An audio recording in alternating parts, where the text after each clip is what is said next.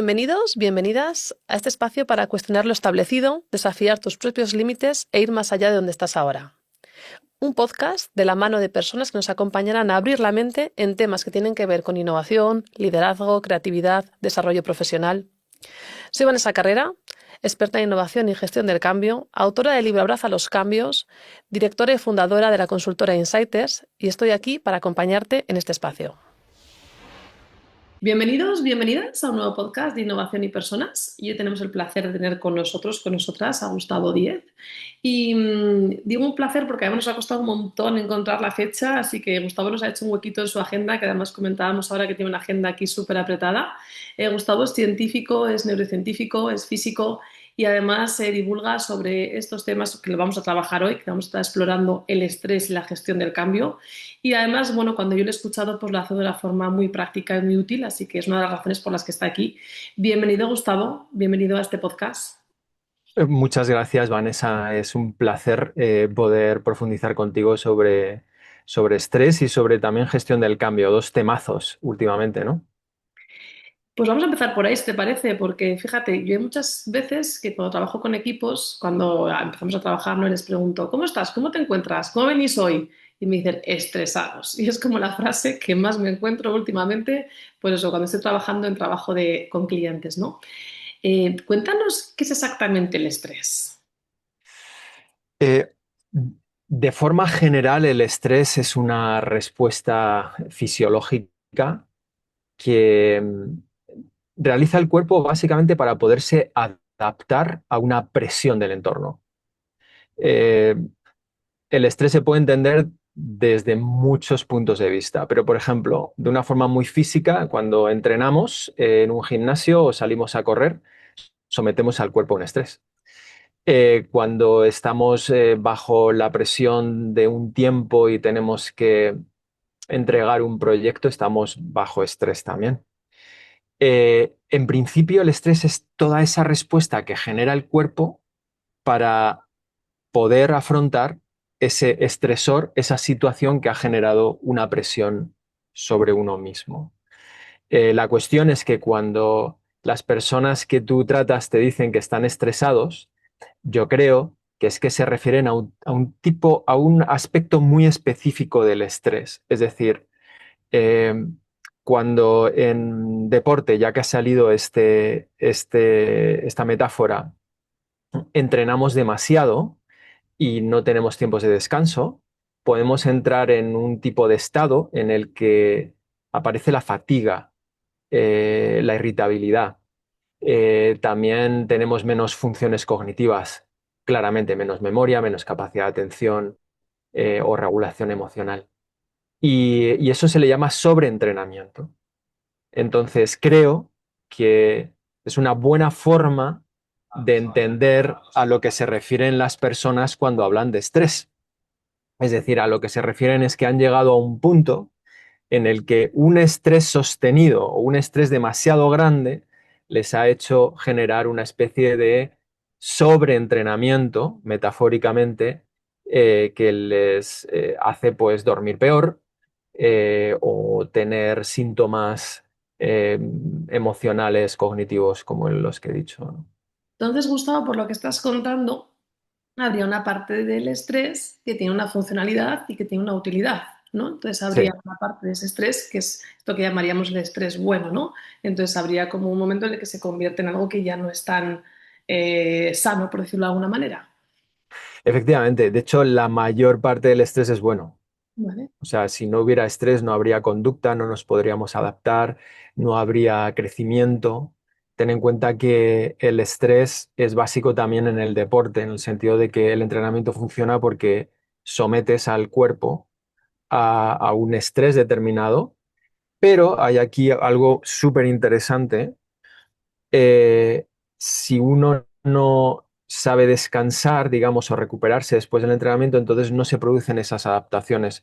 Dicho de otra manera, las adaptaciones se producen en la recuperación o en el descanso.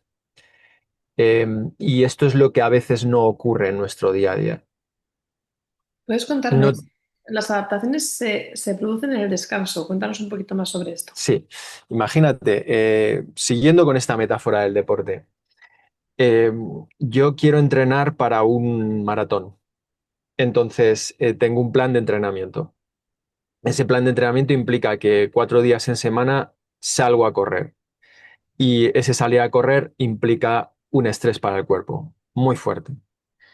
Hay un tipo de estrés eh, primario en el que el cuerpo simplemente reubica eh, diferentes tipos de funciones en músculos. Por ejemplo, hay más flujo sanguíneo en los músculos, y hay otro tipo de estrés que se produce más secundario, que se produce literalmente por un daño que vamos haciendo al cuerpo por ese entrenamiento. Por ejemplo, generamos rotura de proteínas en las fibras musculares, y todo eso se tiene que reponer, ¿vale?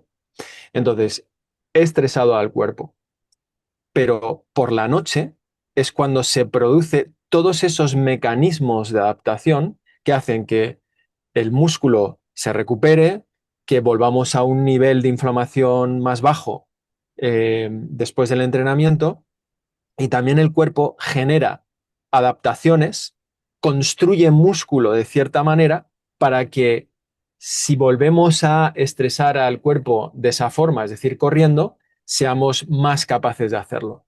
Y entonces, si se respeta el entrenamiento de tal manera que haya periodos de estrés, o sea, lo que nosotros llamamos salir a entrenar, y luego también la recuperación, entonces se producen las adaptaciones.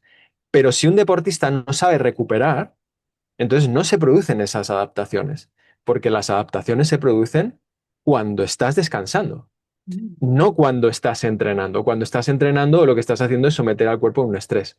Y Vale. esto nos permite pensar también en el día a día de una persona profesional que esté sometida a su propio estrés. Pues hay muchos tipos de estrés en el trabajo. El estrés propio de las relaciones interpersonales, pues, la gestión de grupos, el estrés de carga de tareas, el estrés por ejemplo, de enfrentarse constantemente a tareas que le son nuevas, ¿no? Un autónomo no sé, se hace una panadería y luego no sabe mucho de negocio y tiene que afrontar todas esas tareas de negocio que implica el marketing, la cuestión financiera y todo lo demás, ¿no? Hay muchos tipos de estrés. Bien. ¿De qué manera se recupera? Eso es una gran pregunta. En el día, después de tu jornada de trabajo, ¿cómo recuperas? Cuando no recuperas, a medida que va pasando la semana, cada vez te sientes con más fatiga. Y es normal sentir una pequeña carga de fatiga, pero hay veces es que hay mucha fatiga, no estás recuperando bien. ¿Y cómo recuperas en el fin de semana? ¿O cómo recuperas en las vacaciones? Eso es clave, porque es en la recuperación donde también se producen esas adaptaciones que luego nos van a hacer más resilientes, más capaces de afrontar los estresores de nuestro día a día. ¿Me he explicado? Totalmente, sí, sí. Entonces, si estamos pensando en cómo podríamos hacer para disminuir o trabajar ese estrés, una parte importante tiene que ver con esa recuperación y ese descanso. O sea, primero ser conscientes también de qué nos produce ese estrés, ¿no? Y descansar de eso que nos produce ese estrés de alguna manera, ¿no? Va por ahí un poco el tema, Absolutamente por ahí. La cuestión es cómo hacerlo, ¿no? O ¿vale? sea, qué mecanismos son los que no nos permiten recuperar, ¿no? Sería otra manera de preguntarse, ¿no? Y yo he detectado varias cosas. El estrés del entrenamiento es muy fácil de entender porque al final está relacionado con una acción muy específica que es salir a correr. Pero el estrés de una profesión, eh, que además se combina con el estrés propio de las tareas familiares, si uno tiene familia, pues sabe que esto también es un tinglao, ¿no?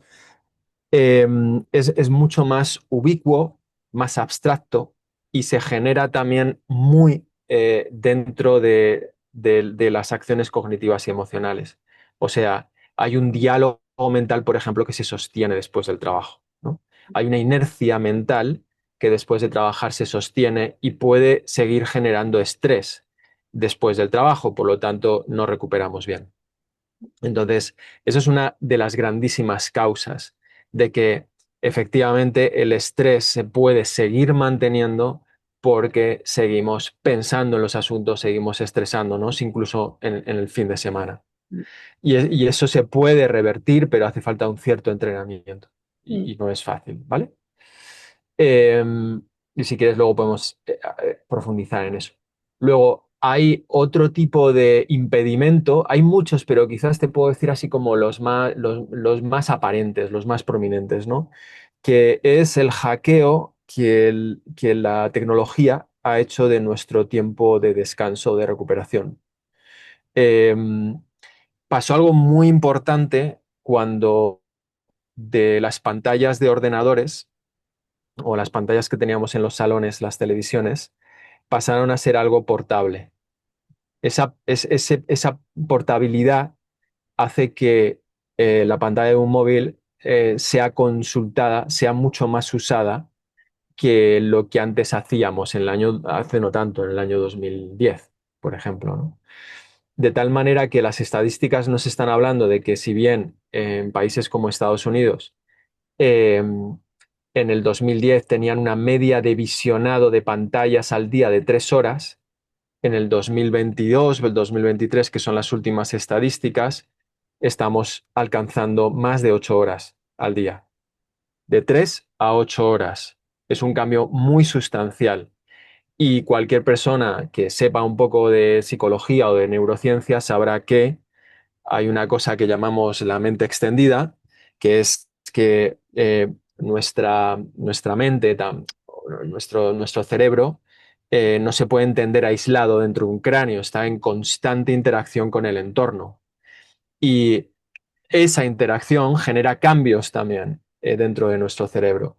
El hecho de estar siempre conectados a un dispositivo móvil no se puede estar generando esa, ese sostener el estrés. ¿Por qué? Porque estamos mirando un mail cuando estamos con el niño después de trabajar. Porque los WhatsApps se comienzan a responder desde primera hora de la mañana, ¿no? Y todo se ha ido acelerando además. O sea, en principio con la tecnología siempre se promete que vamos a trabajar menos, pero esto no es cierto. Eh, lo que ocurre básicamente es que hay una inflación de cosas, una inflación de acciones. Seguimos haciendo las mismas acciones, pero son más baratas. Luego podemos entrar a esto. Y, y entonces esto también creo yo que está generando en los últimos años un aumento muy claro del estrés, ¿no? Y un tercer ámbito mucho más complicado de explicar, no me voy a meter tanto, tiene que ver con condiciones más sociales, ¿no? De quizás como todos estos grandes cambios tecnológicos que tenemos, los cambios macroeconómicos, los cambios políticos tan bestias que tenemos, hace que, bueno, pues que también cambien mucho más rápidamente las cosas en los mercados, por lo tanto en las empresas y esta adaptación constante tiene un precio muy grande. Y es que no podemos estar constantemente estresados mm, porque necesitamos recuperar. mm. Fíjate, nos vamos a meter porque me interesa mucho esa parte que decías de los pensamientos, ¿no? Que nos llevamos en, pues acabas el trabajo y te lo llevas. El otro día una persona con la que estaba trabajando me decía es que soy incapaz de dormir bien porque por la noche tengo como un bucle de pensamientos. Entonces es como que no puedo parar ese bucle de pensamientos, ¿no? Es como, no puedo. Además yo le decía, ¿no? Has trabajado el tema de la atención, de, bueno, pues la atención pues en la respiración, en las manos, en una parte del cuerpo. Me decía, estoy en bucle absoluto, o sea, entro en bucle y no puedo parar. ¿Cómo podemos hacer? Sé que es complejo, pero ¿cómo podemos hacer ese parar, ¿no? Esas mentes inquietas y activadas, ¿cómo las podemos por lo menos relajar y calmar? Súper, o sea, es un temón, Vanessa, muy interesante y del cual todavía estamos aprendiendo, ¿vale? Cuando digo estamos aprendiendo, no solamente me refiero a mí o al laboratorio, sino también a nivel global, o sea, las personas que están investigando en esto, ¿vale? Entonces, a ver, hay una red muy interesante que se llama la red por defecto que está relacionada con esta gran cantidad de pensamientos, ¿vale? Entonces, esta red por defecto está muy sobreactivada en personas, por ejemplo, que tienen ansiedad, que tienen algún incluso trastorno de ansiedad, ¿no? ¿Por qué? Porque parece ser que esta red por defecto es modulada por otras redes cerebrales que nos están informando de aspectos, nosotros lo llamamos prominentes o salientes de la experiencia. Me explico. Hay una red que llamamos saliencia que a lo mejor te está informando de que hay un cierto peligro y este peligro no tiene por qué ser real o físico. ¿Peligro de qué? De no llegar digamos, económicamente en mi empresa a final de año. Tengo que cubrir sueldos y no sé si voy a tener el income suficiente. Bueno, pues este miedo digamos, nuestro cerebro dice, ojo que aquí hay un miedo, con lo cual toda la actividad cerebral se va a forzar para que esté orientada a, de alguna forma, salvarle el pellejo, ¿vale? Entonces, esta red por defecto se hiperactiva y se queda confinada por estas paredes de miedo que se están proyectando desde las redes saliencia. A eso a veces se le llama el secuestro amigdalino, pero no solamente es la amígdala, hay otras muchas regiones que están generando este, este encapsulamiento de la actividad normal. Y a esto le llamamos también rumiación. Mm. Entonces, ese es un poco el mecanismo cerebral, ¿no? De por qué pasa esto. Para que te hagas una idea, esto que cuentas de la incapacidad de poder conciliar el sueño es algo que le pasa a muchísima gente. Hemos hecho estadísticas y también en empresas, no solamente en ciencia básica, ¿no?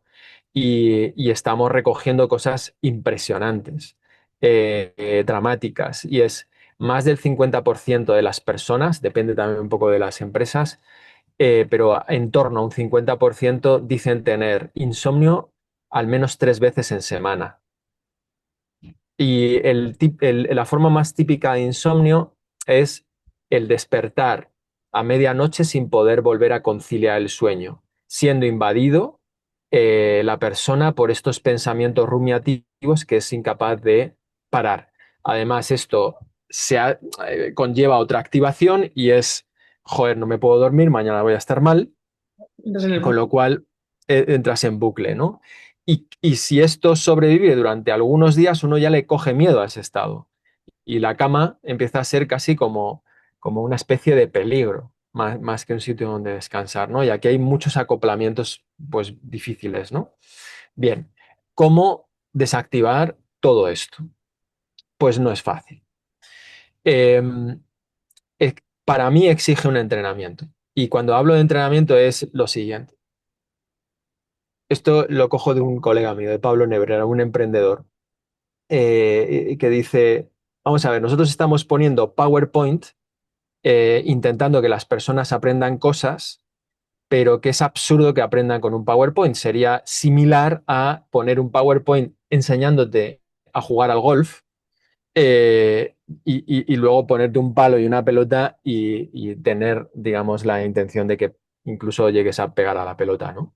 Entonces, cuando digo entrenamiento es que hace falta reiteración constante, que simplemente por decirlo aquí entre nosotros no se va a generar ese cambio. Hace falta algo reiterado. Entonces, antes has hablado de técnicas en las que podemos enfocar la atención en algo. Esas técnicas son, por ahora, eh, algo realmente efectivo, que nos puede servir para una cosa muy importante, y es lo siguiente. Tenemos redes frontoparietales de control ejecutivo. O sea, de alguna forma, redes que nos permiten variar voluntariamente la actividad cerebral. Siempre es limitado, pero las tenemos. Es lo que te permite ahora, pues, atender a mis palabras, por ejemplo. Cuando tú estás orientando la atención en la respiración, estás entrenando estas redes. Y nosotros vemos cómo cambian estas redes de manera estructural, como cuando en el gimnasio levantas una pesa y de repente tienes más bíceps braquial, ¿no? Pero también funcional. estas redes empiezan a eh, conectarse con la saliencia, ¿te acuerdas? Esta red centinela que advierte del peligro y también con la red por defecto. Es decir, esta red que está asociada al pensamiento discursivo. Bueno, lo que sabemos es que a medida que tú entrenas un día, otro día, el estar observando la respiración y cada vez que el pensamiento se va a otro lado, volver a la respiración, estás generando un entrenamiento literalmente de estas redes. Y al cabo del tiempo, y no te sé decir cuánto tiempo ni cuál es el mejor tipo de entrenamiento para las personas porque no lo sabemos, pero sabemos que al cabo del tiempo se produce un cambio en la actividad de la red por defecto y también en saliencia. ¿Por qué lo sé? Porque lo he medido, porque lo hemos medido, no solamente en nuestro laboratorio, otros. Y este cambio está asociado a un descenso, por ejemplo, de el estrés basal. Ese estrés que tienes cuando no haces nada. El estrés por defecto que tienes. Y esto se ve muy claramente, digamos, de forma cotidiana en personas que ya de base tienen un estrés muy alto, otras que de base parecen calmadas, ¿no? Entonces, esas que tienen un estrés muy alto ante un estresor pequeño, normalmente reaccionan de una forma muy, muy grande, ¿no? Y al contrario, las que están más calmadas. Bueno, pues con este entrenamiento efectivamente parece que tenemos una manera de reducir ese estrés de base y además una manera de controlar, entre paréntesis, o sea, entre comillas, cuando pongo comillas quiere decir que controlamos en parte la actividad de la red por defecto y también la saliencia. Ahí, Entonces, dime.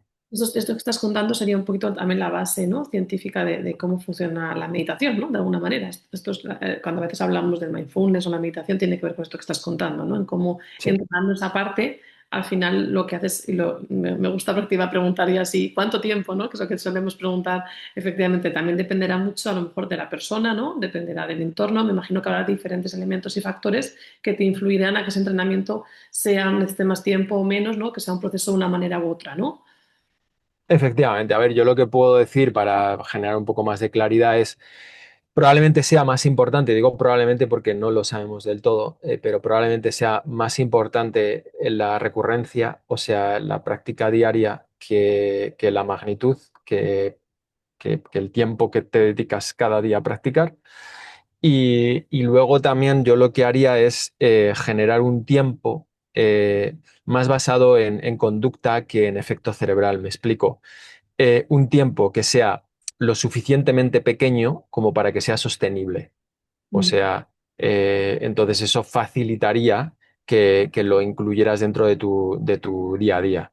Lo que también sabemos es que cuando uno pasa, digamos, un umbral en el que ya lo ha tomado como un hábito y además ha encontrado que eso le reporta un beneficio y lo siente el beneficio, entonces es mucho más fácil que se sostenga en el tiempo. mm, Entonces podría hablar, es mejor empezar por 1 minuto o 3 minutos o 5 y luego coger el hábito. Una vez que coges el hábito, casi que ya funciona un poco más solo, ¿no? Ahora, no es fácil hacerlo solo. mm. Sería mejor que alguien te acompañara o que un grupo te acompañara. Es más fácil que se produzcan beneficios. Y lo digo simplemente por una cuestión de generar hábito, ¿no? ¿Y Sí. cómo influye, Gustavo? ¿Cómo influye? Porque al final decías, ¿no? El estrés es una respuesta también a esa parte del entorno. ¿Cómo nos influye el entorno? ¿Está medido de alguna forma la influencia del entorno para que respondamos con ese estrés de una manera u otra? Quiero decir, me cambio, pero claro que es el entorno, ¿no? Exactamente estaba pensando, estoy en una empresa en la que No. es una cultura muy estresante, ¿m? Porque es una cultura en la que hay mucho objetivo, mucha presión, mucho me cambio a otro lugar y, bueno, también dependerá de lo que estoy haciendo yo, ¿no? Pero que mi pregunta es, ¿cómo está influyendo eso? Y también entiendo que hay una parte de cómo respondo yo a ese entorno, ¿no? Pero ¿qué hay ahí? ¿Qué proceso está ahí influyendo? Es muy difícil cuantificarlo. O sea, de qué tanto por ciento es entorno y qué tanto por ciento es la respuesta individual a los estresores, ¿no? Pero te diría que la influencia del entorno probablemente sea más grande. Eh, Porque nuestro cerebro está completamente diseñado para ser social. La mayoría de los pensamientos que tienes están muy relacionados con tu yo social, con que los otros te quieran, con llegar a ser X para que los otros te quieran, conversaciones, amistades, todo eso forma parte de nuestro pensamiento constante, ¿no? Eh, y, y entonces yo tengo la hipótesis de que a personas que hoy en día tienen mucho estrés en su forma de trabajo, muy probablemente si lo cambiáramos de entorno y su forma o estilo de vida fuera diferente, muy probablemente cambiaría ese estrés. Mm. Eh, ¿Por qué digo esto? Porque cuando estudiamos el estrés en otro tipo de culturas o sociedades, verdaderamente hay un cambio. Mm. Entonces, probablemente haya un tipo de estrés que esté muy mediado por estos factores del entorno, culturales, Dolor, pero ambientales de todo tipo, o sea, incluso presencia pues no sé, de plásticos o microplásticos en el agua, que también pueden tener una influencia endocrina o sea, es que es millones de cosas, ¿no? La cantidad de actividad física que haces, el tiempo que estás sentado, eh, imagina, todo eso nos está influyendo. El ruido. Hace poco leía un artículo en el que probaban que en los entornos ruidosos, o sea, en las personas que viven en entornos ruidosos, está correlacionado eso, o sea, significativamente, con mayor probabilidad de generar Alzheimer. O sea, imagínate, ¿no? O sea, todo tiene una influencia a largo plazo mm. enorme, ¿no? Entonces, si alguien nos está escuchando ahora, si dijera, bueno, a ver, ¿qué podría hacer? Un poco como direcciones, ¿no? Que por lo menos puede explorar. Por una parte, Ujú. si quiere reducir ese estrés, eso que estabas comentando, ¿no? Que estábamos comentando de trabajar esa parte de atención, de mindfulness, meditación y generar hábitos que te lleven a esa atención, ¿no? Por otra parte, la parte que decías también, si decías que nos influye la tecnología, también plantearse cómo la usamos. También habría ahí algo para explorar de cómo usas y cuándo usas la tecnología, si quieres también reducir el estrés, cómo estás usando la tecnología. Y la otra parte, ¿no? ¿Qué más? También tendría que ver con esto que estabas diciendo ahora, que tiene que ver con, bueno, ser consciente o tomar un poquito, reflexionar sobre cómo el entorno que tengo a lo mejor no es el más adecuado o el estilo de vida y qué otro entorno, qué otro estilo de vida a lo mejor me podría ayudar a tener o reducir ese estrés, ¿no? Por ahí podría ir un poco, por lo menos para explorar, aunque no hay recetas mágicas, no me imagino, pero por lo menos para explorar direcciones, ¿no? Pero totalmente, o sea, yo creo que has dicho las bases de lo que yo podría decir, ¿eh? A ver, dentro de la base, yo lo que sí puedo aportar es dentro de la base de la atención, no solamente es trabajar un ejercicio 5 minutos al día, sino luego esto tiene una integración. ¿Y cómo es esa integración? Pues, por ejemplo, intentar que la atención se mantenga cuando converso con personas. Mm. Entonces, ahora tú y yo estamos conversando de qué manera puedo mantener la atención en esto. En el entorno profesional, cada vez más, o al menos eso es lo que yo he visto y medido, en las reuniones por Teams o por Zoom, hay más personas que están haciendo muchas más cosas aparte de la conversación, ¿no? Y eso lleva a reuniones inoperativas, lejos de sacar más trabajo adelante, normalmente lo que se hace es lo contrario, etcétera. La integración de la atención también en cómo podemos desconectarnos de lo que ha pasado en el trabajo y estar realmente en familia, si es que tiene familia, o haciendo lo que uno hace después de trabajar, plenamente consciente de eso y deliberadamente dejar a un lado todo lo que tenga que ver con el trabajo, sabiendo que eso es lo que me va a hacer recuperarme y ser mejor profesional el día siguiente, ¿no? Eh, y por ahí podríamos seguir por todo un hilo de integración. O sea, no solamente es la práctica esa de 5 minutos, solo por sí misma probablemente no tenga tanto potencial o muy poco en comparación con cuando luego lo vas integrando, ¿vale? En el día a día. Mm. Y ahí Justo, va. estaba pensando también con el tema, si quieres, un poquito con el tema de cambio, que está muy conectado con esto que estabas diciendo.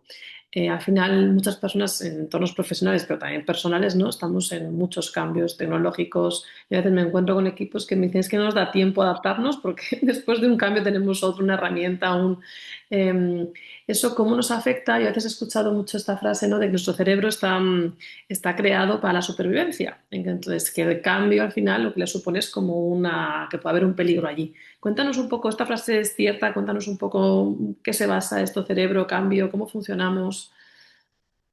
Muy interesante. A ver, el cerebro, hay muchas teorías básicas del cerebro, ¿vale? Yo voy a contar una que cada vez tiene más relevancia, que es entender el cerebro como una máquina de predicción.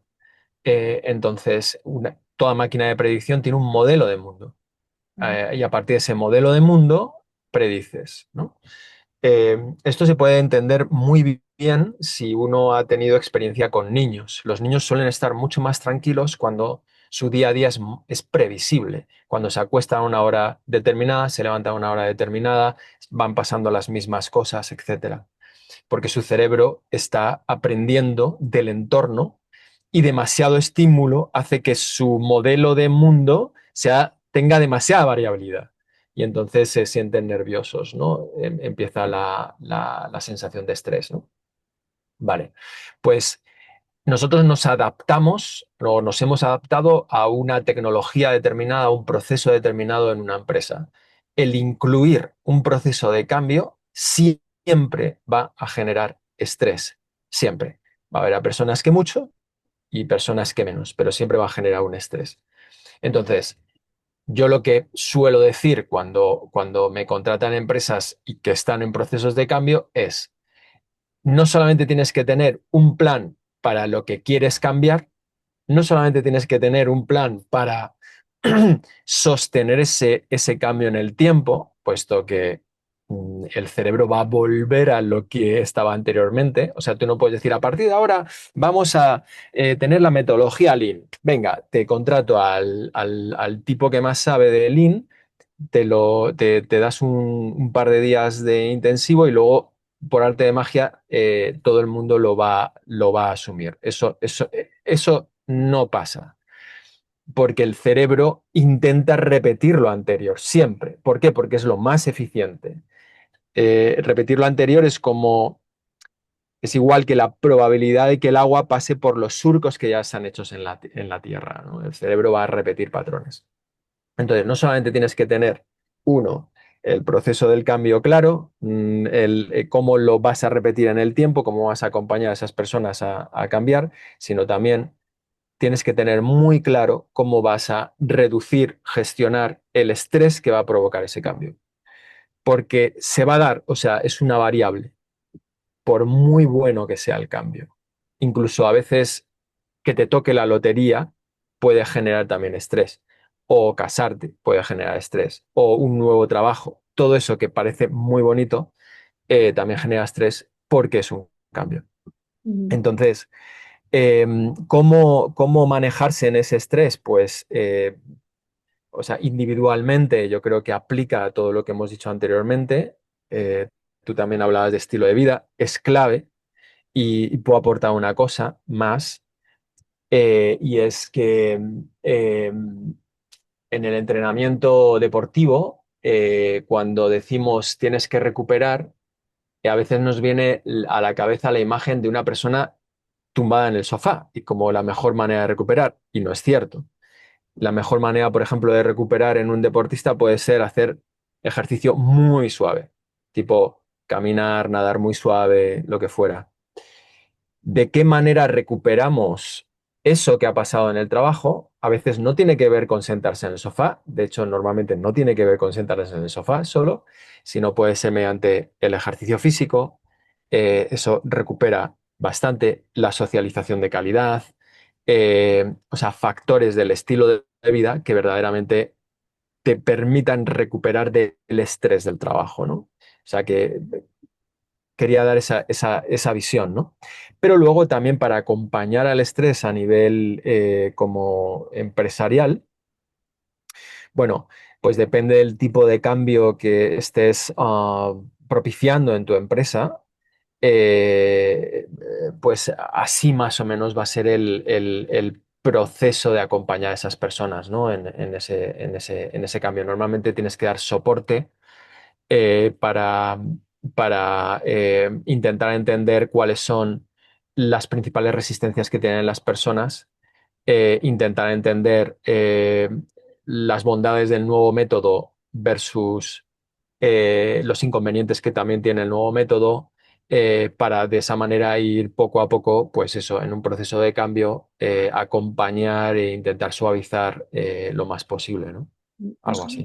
Eso me ha gustado, que me parece muy interesante, es la parte de repetir, ¿no? O sea, que a veces es verdad que cuando se diseña el cambio, pues has puesto, ¿no?, el ejemplo de una metodología, es como, bueno, la implementamos, pero la importancia que acabas de decir que tu cerebro, ¿no?, se va a ir a lo anterior. Entonces va a ser como su forma natural. Entonces la importancia de esos procesos de repetición, ¿no? Y que además lo que decíamos antes, las personas somos complejas y a lo mejor no sabemos exactamente cuánto, pero estar muy atento a eso, a cuánto puede ser, o sea, tener en cuenta ese proceso de repetición, ¿no?, de alguna manera dentro del cambio. Ujú. Pero totalmente. De hecho, mira, nosotros mismos hemos cambiado el enfoque de las formaciones, tanto en empresas como en individuos.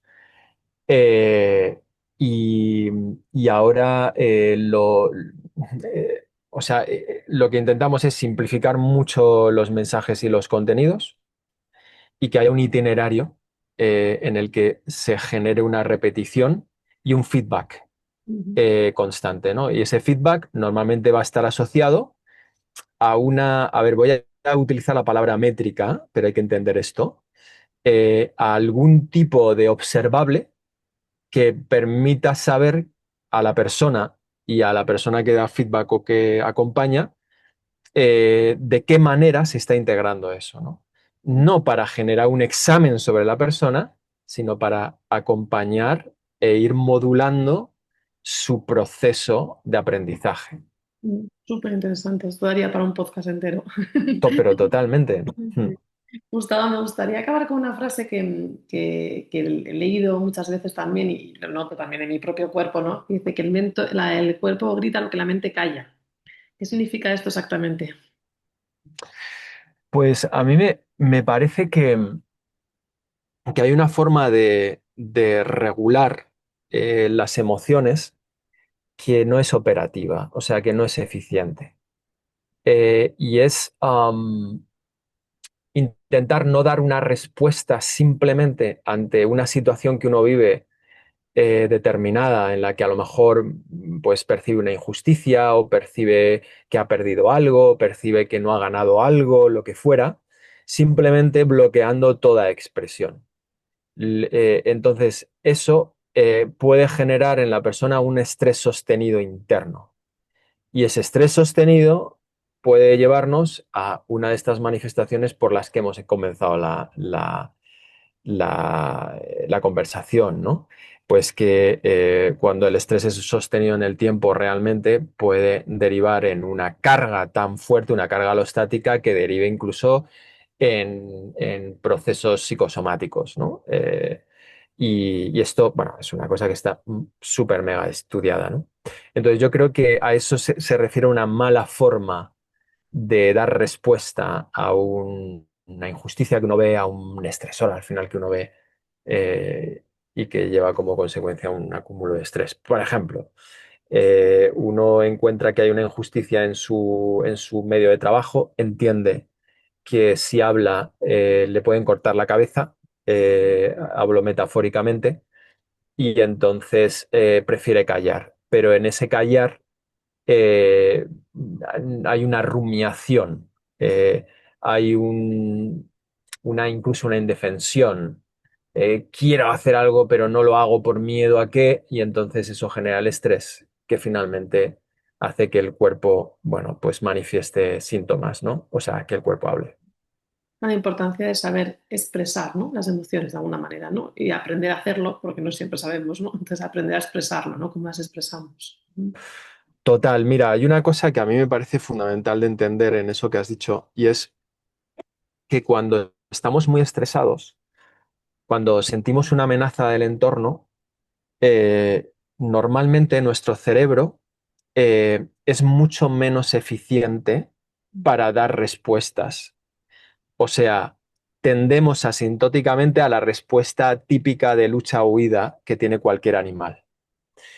Pero, sin embargo, en la mayor parte de las ocasiones, ante este tipo de desafíos, por ejemplo, el ejemplo que he puesto de una empresa en la que hay una cierta injusticia, puede haber formas creativas en las que uno pueda dar una respuesta sin poner en peligro, digamos, su puesto de trabajo, pero que de alguna forma vehiculice ese sentimiento que tiene y que sea lo más beneficioso para todo el mundo, ¿no?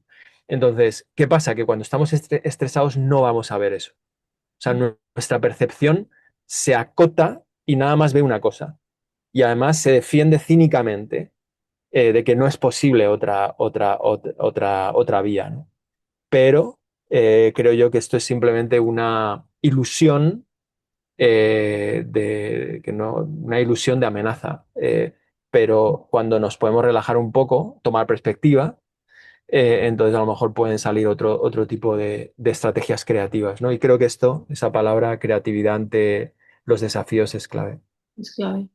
Fenomenal, Gustavo. Pues muchísimas gracias. Gracias por tu trabajo de investigación. Gracias por divulgar como divulgas con esa, como digo, con todo tan práctico y tan útil y tan entendible. Y millones de gracias, Gustavo. Te pueden encontrar en redes. Es bastante activo en Instagram. Yo creo que te sigo ahí y tienes bastante actividad y además compartes contenidos muy, muy interesantes. Y bueno, cualquier persona que te quiera encontrar, ¿te puede encontrar en algún sitio más, Gustavo? Bueno, LinkedIn también estoy, en YouTube estamos también y luego en Iracara, que es la página raíz, ahí también pueden encontrar toda la actividad que hacemos. Estupendo. Pues muchísimas gracias, Gustavo, por compartir este ratito. Muchas gracias, Vanessa.